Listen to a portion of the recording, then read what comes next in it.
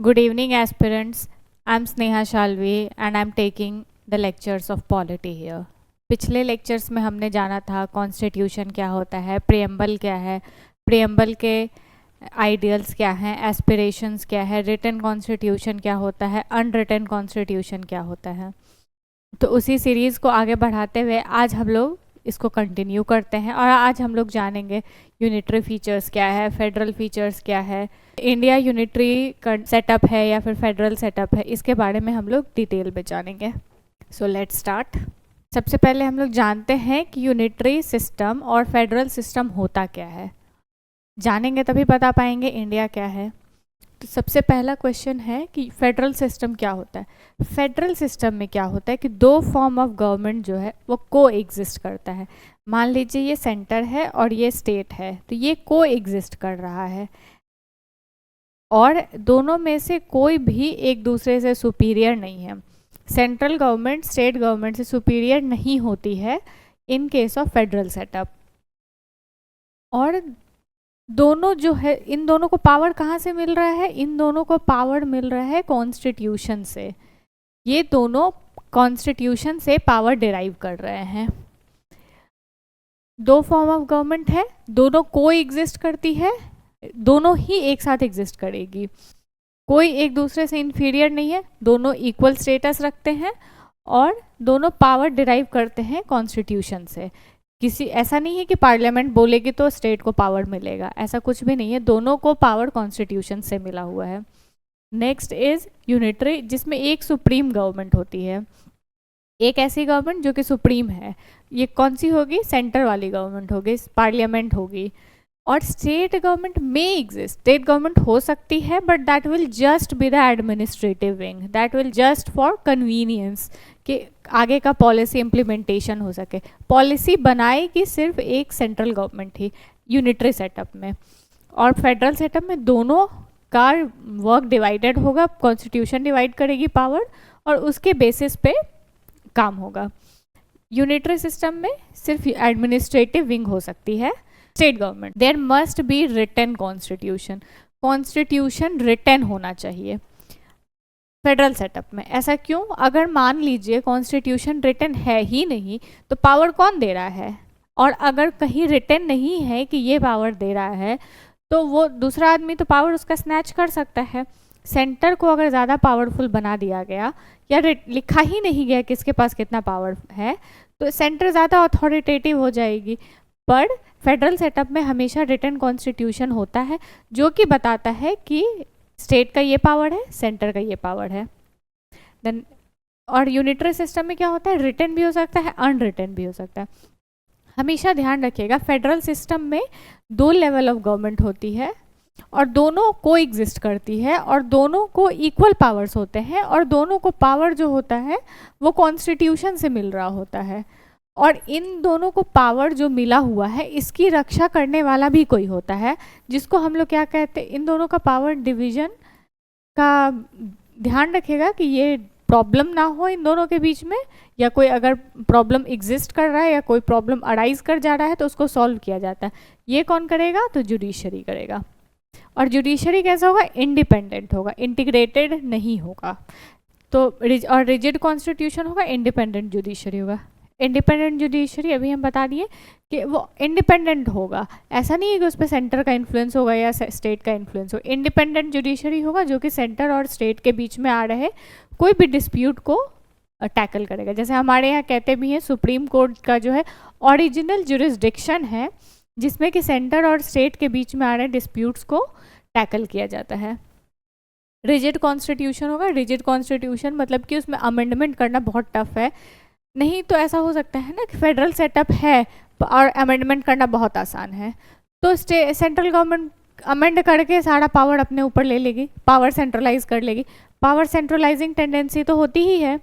तो अगर कॉन्स्टिट्यूशन को अमेंड करना बहुत आसान हुआ तो रिटन कॉन्स्टिट्यूशन में भी पावर सेंट्रलाइज किया जा सकता है अमेंड करके। पर चूंकि यहाँ फेडरल सेटअप में अमेंड करना इतना ज़्यादा टफ हो जाता है जिसको हम लोग रिजिड कॉन्स्टिट्यूशन कहते हैं, इस वजह से पावर सेंट्रलाइज नहीं हो पाती है। सेंट्रल गवर्नमेंट की अलग पावर रहती है और स्टेट गवर्नमेंट की अलग। और फ्लेक्सिबल कॉन्स्टिट्यूशन होता है यूनिटरी सेटअप में। क्योंकि ऑब्वियसली कि स्टेट एक ही है पावर होल्डिंग अथॉरिटी सेंटर पे, तो उसको आराम से वो कॉन्स्टिट्यूशन अमेंड हो सकता है। इसका एग्जांपल आप जानते हैं, ब्रिटेन है, जो कि हम पिछले लेक्चर में भी आपको बताए थे। और यहाँ पे पावरफुल जुडिशरी नहीं होती है, नॉट वेरी पावरफुल जुडिशरी। ऐसा क्यों हम कह रहे हैं कि वहाँ की जुडिशरी पावरफुल नहीं है? ऐसा हम इसलिए कह रहे हैं क्योंकि अगर वहाँ पे कोई लॉ पार्लियामेंट बना देती है तो उस लॉ को जुडिशरी नल एंड वॉइड नहीं कर सकती है। ध्यान रखिएगा, जैसे हमारे यहाँ कोई लॉ अगर पार्लियामेंट बनाती है तो उसको जुडिशरी नल एंड वॉइड कर देती है कि नहीं, ये लॉ गलत है, ये हमारे कॉन्स्टिट्यूशन के अकॉर्डिंग नहीं है। पर अनरिटन कॉन्स्टिट्यूशन में क्या हो जाता है कि जितने भी लॉज बनाए गए हैं पार्लियामेंट के द्वारा, वो ऑर्डिनरी लॉज अलग और कॉन्स्टिट्यूशनल लॉज अलग नहीं होते हैं, सारे ही कॉन्स्टिट्यूशन के पार्ट हो जाते हैं। पिछले लेक्चर में मैंने बताया था। और सारे ही जब कॉन्स्टिट्यूशन हो गए और जुडिशरी अंडर द कॉन्स्टिट्यूशन है, तो पार्लियामेंट के बनाए हुए लॉ को जुडिशरी नल एंड वॉइड कैसे कर सकती है? समझ में आया? तो इसको हम लोग कहते हैं कि यहाँ पे जुडिशरी बहुत ज़्यादा पावरफुल नहीं होती है, ये किसी भी जजमेंट को नल एंड वॉइड नहीं कर सकती है। अब हम लोग जानेंगे इंडियन फेडरल सिस्टम का कैसा नेचर है, इंडिया में फेडरेशन कैसा। इंडिया में कंप्लीट फेडरल सेटअप नहीं है। पिछले लेक्चर में हम लोग जाने थे कि इंडिया में federal setup with unitary bias है। यूनिटरी बायस कहाँ से लिया गया था? कनाडा से लिया। बेसिक रिविजन होते रहना चाहिए। तो फेडरल सेटअप में हम लोग कहते हैं federal setup system with bias toward unitary system. इसको हम लोग एक टर्म दिया जाता है इसको हम लोगों के द्वारा, जिसको हम लोग कहते हैं क्वासी फेडरल। ध्यान रखिएगा, India is a quasi federal country. ये सब लाइन्स आपको एग्जाम में यूज़ करने में, मीन्स में लिखने में बहुत अच्छा रहता है। India is a quasi federal country. How is India federal? India को फेडरल क्यों कहा जा रहा है? तो सबसे पहला है रिटन कॉन्स्टिट्यूशन। हम बताए थे फेडरल सेटअप में क्या होना चाहिए, एक कॉन्स्टिट्यूशन होना चाहिए। ये क्या है? कॉन्स्टिट्यूशन है। ये किसको पावर दे रही है? इसके ये स्टेट को भी पावर दे रही है और ये सेंटर को भी पावर दे रही है। और इन दोनों को जो पावर दे रही है, इसको प्रोटेक्ट करने के लिए ये जुडिशरी भी दे रही है। और वो जुडिशरी कैसा है? इंडिपेंडेंट है। तो क्या आप देख सकते हैं ये सारा चीज़ इंडिया में है। एक कॉन्स्टिट्यूशन है। कैसा कॉन्स्टिट्यूशन है? तो रिटन कॉन्स्टिट्यूशन है हमारे यहाँ। रिटन कॉन्स्टिट्यूशन है हमारे यहाँ। तो हमारे यहाँ कंडीशन फुलफिल कर गया, कॉन्स्टिट्यूशन रिटन है, 2 लेवल ऑफ गवर्नमेंट है, जुडिशरी इंडिपेंडेंट है। तो ये 3 तो आपको सीधे दिख रहा है कि ये फेडरल डेफिनेशन होता है और वो तीनों हमारे यहाँ है। क्या कहते हैं? Written constitution, division of power, constitution power divide कर दे रही है। कैसे डिवाइड कर रही है? शेड्यूल 7 में 3 लिस्ट बना के, लिस्ट 1 जिसको यूनियन लिस्ट कहते हैं, लिस्ट 2 जिसको स्टेट लिस्ट कहते हैं, और लिस्ट 3 जिसको कॉन्करेंट लिस्ट कहते हैं। कॉन्करेंट लिस्ट में किसके पास पावर होता है? दोनों बना सकती है, स्टेट गवर्नमेंट भी बना सकती है, सेंट्रल गवर्नमेंट भी बना सकती है। पर अगर क्लैश होता है तो सेंटर का लॉ जो है वो सुपीरियर माना जाता है, वो रहता है, स्टेट वाला वैलिड नहीं रहता है।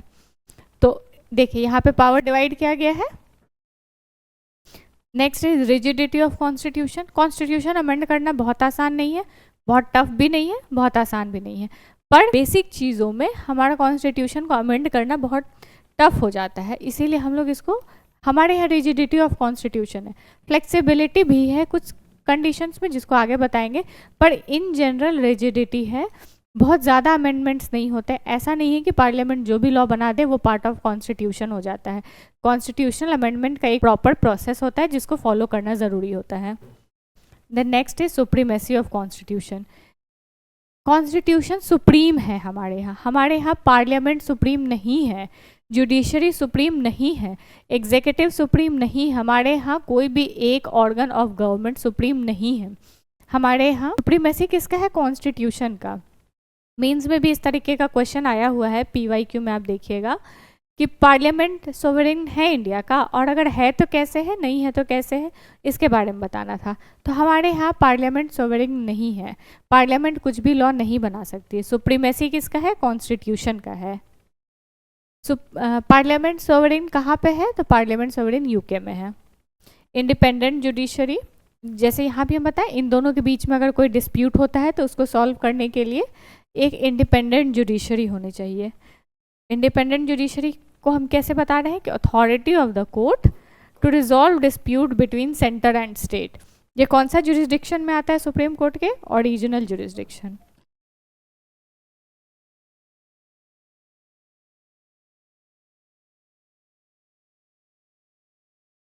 Okay, so this is why India is federal. India is said to be federal due to these 5 points. India rigid कैसे है? इंडियन कॉन्स्टिट्यूशन जो है वो रिजिड कैसे है? हम लोग पहले देखे हैं कि रिजिडिटी ऑफ कॉन्स्टिट्यूशन, तो इसको हम लोग थोड़ा डिटेल में जानेंगे कि इंडियन कॉन्स्टिट्यूशन जो है वो रिजिड कैसे है। तो रिजिड है, प्रोसेस ऑफ अमेंडमेंट टफ है। सबसे पहले प्रोसेस के लिए स्पेशल मेजॉरिटी चाहिए होता है।